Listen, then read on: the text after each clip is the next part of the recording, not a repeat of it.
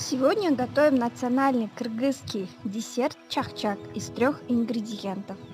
В глубокую миску разбиваем одно яйцо и добавляем муку, замешиваем эластичное тесто.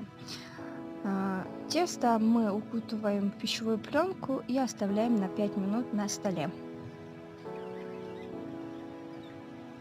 Через 5 минут вынимаем тесто, еще раз замешиваем и обратно оставляем на 5 минут в пищевой пленке.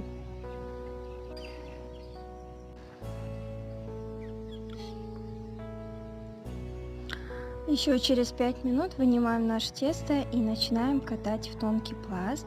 Пласт должен быть очень тонким, почти полупрозрачным.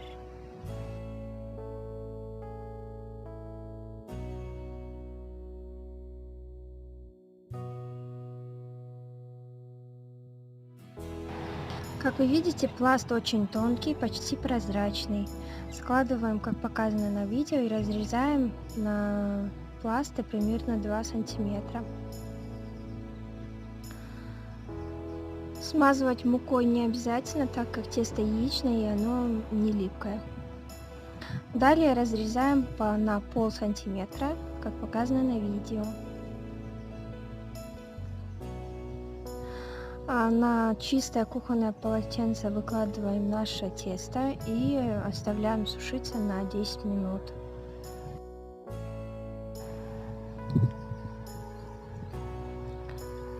Хорошенько все отделить друг от друга, чтобы они друг к другу не прилипли.